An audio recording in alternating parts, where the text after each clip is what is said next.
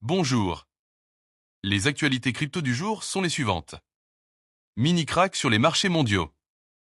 Le prix du Bitcoin a chuté de 10,44% à 74 983 $, vers 7h20, peu après avoir touché un plus bas depuis novembre.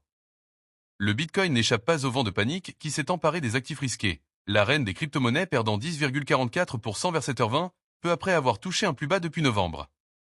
Le prix de l'Ethereum est de 1494 $, avec une capitalisation de marché de 180 milliards de dollars. La dominance du Bitcoin est actuellement de 63%, ce qui signale un environnement baissier pour les alts sur tous les indicateurs. Les flux de stable indiquaient une phase de risque, retardant toute percée majeure des alts. Moins de 25% des alts semblaient surperformer le Bitcoin, une saison Bitcoin typique. Depuis novembre, la part de marché des alts a chuté de 41% à 37%. En excluant les stables, elle a en fait glissé de 35% à 28%. Le 5 décembre, la capitalisation du marché des alts a culminé à 1430 milliards de dollars, avec un volume de 542 milliards 630 millions de dollars.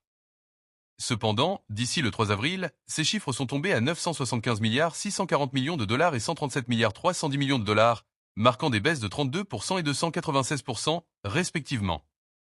Ces chiffres ont dressé un tableau de confiance décroissante des investisseurs. Les pics de décembre n'ont pas été maintenus. Et jusqu'à mars, la tendance était clairement orientée vers le sud, à la fois en termes de prix et de participation. L'augmentation de la dominance du Bitcoin coïncidait également avec des signaux clairs de la part du Stable Supply Ratio, SSR. L'indice Fear and Greed est actuellement à 40 points, indiquant une peur extrême sur le marché.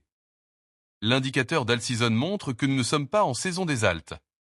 Seulement 25% des 100 premières crypto-monnaies ont surperformé le Bitcoin au cours des 90 derniers jours, ce qui indique que le marché des crypto-monnaies n'est pas en saison des alts.